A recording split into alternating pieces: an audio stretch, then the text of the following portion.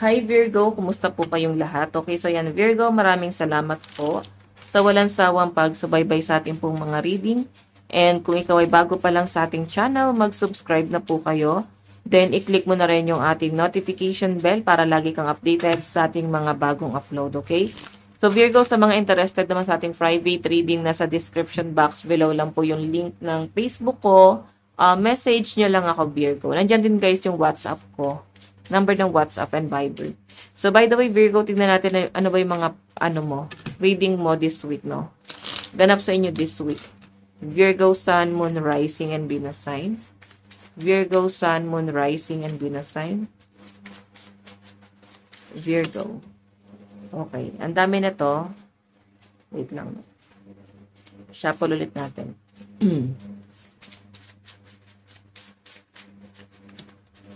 Six of Cups.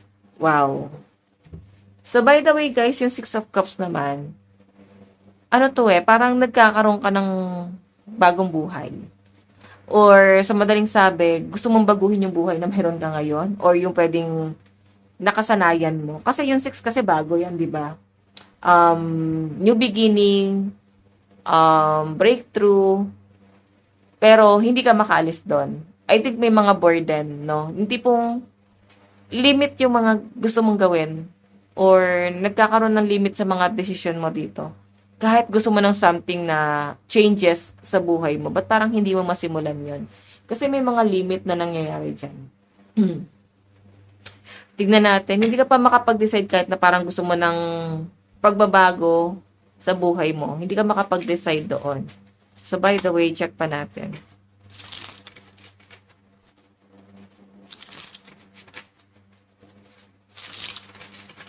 Additional message. Virgo, Sun, Moon, Rising, and Venus sign. Meron tayong the Sun. Wow! Alam nyo guys, once na umalis ka na dun sa comfort zone mo or magsimula ka ng humakbang, lalo na kung gusto mo ng malaking pagbabago sa buhay mo, guys, tuloy-tuloy na yung blessing. Kailangan lang talaga may sisimulan ka dyan. Okay, yung the Sun kasi guys, ano yan nandyan na lahat. Happiness, joy, achievement, goals, breakthrough, lahat nandyan na. Okay? So, feeling ko may bagong mangyayari sa buhay mo.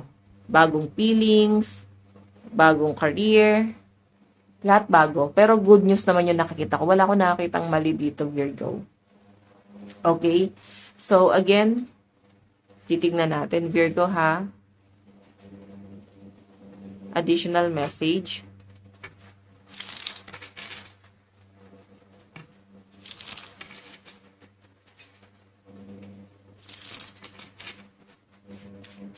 Additional message para po kay Virgo ngayong week na to. Pero to guys, hindi pa to nasisimulan.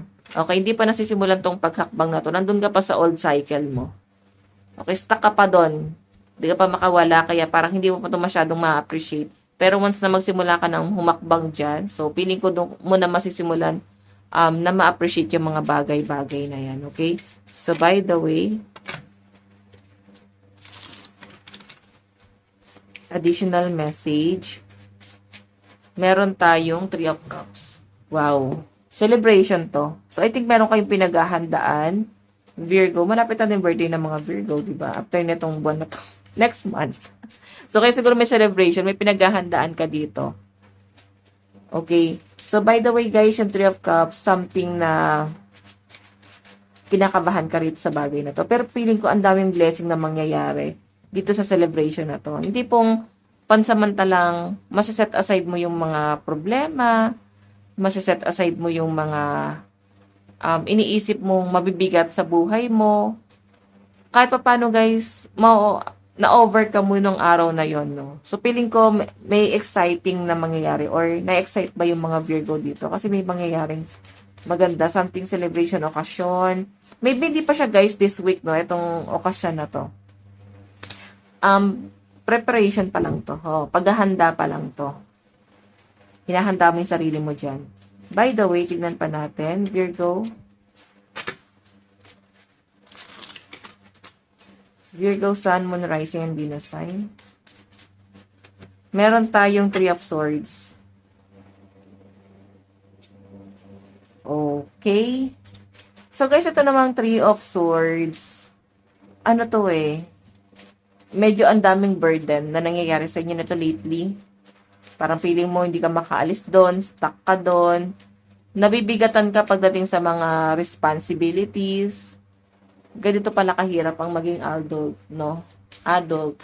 Marirealize mo na habang nagkakaedad pala, mas nadadagdagan ng mga responsibilidad, pabigat ng pabigat ang mga responsibilidad. Totoo naman yun. Kaya nga, Virgo, kailangan magkaroon ka ng bagong hakbang sa buhay mo. Okay? Paano mo pabaguhin yung kapalaran mo?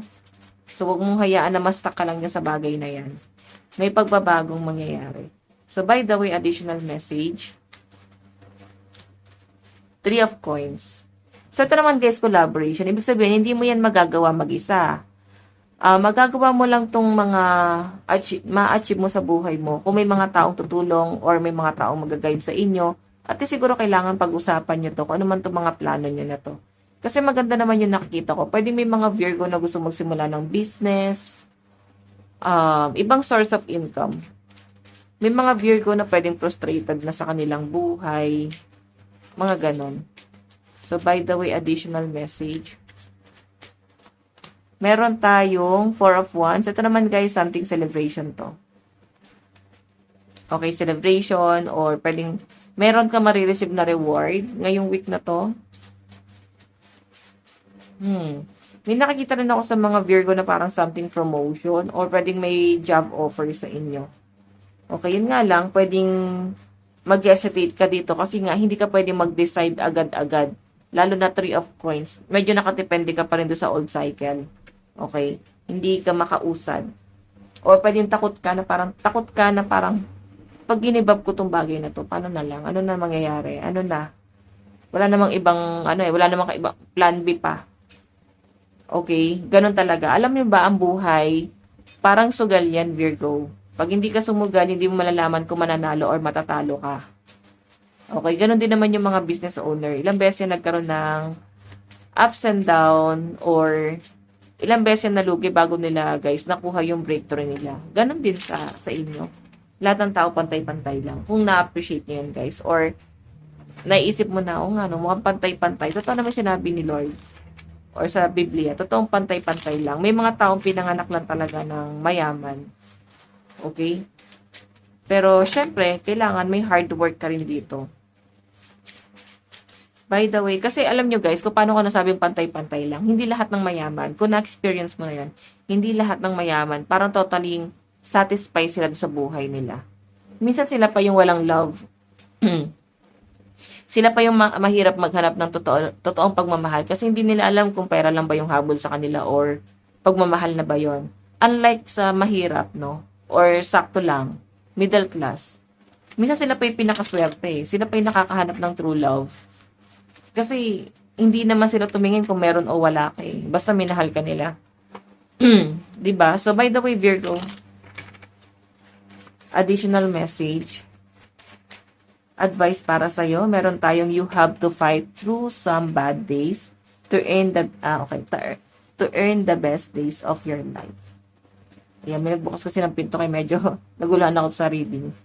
Sa binabasa ko. So by the way, sabi dito, you have to fight through some bad days to earn the best days of your life. Oh my God. So ano to? Sa madaling sabi, nagkakaroon ka ng struggle sa araw-araw or ngayong week na to. Pero wala kang choice, no? Parang choice mo na lang siguro kung ma-appreciate mo yung bagay na yan. Blessed ba yan sa inyo or hindi na siya blessed? Nasa inyo na lang talaga, nasa thoughts mo na lang talaga yan. So by the way, Virgo, ito na po inyong reading. Maraming salamat po. Bye-bye!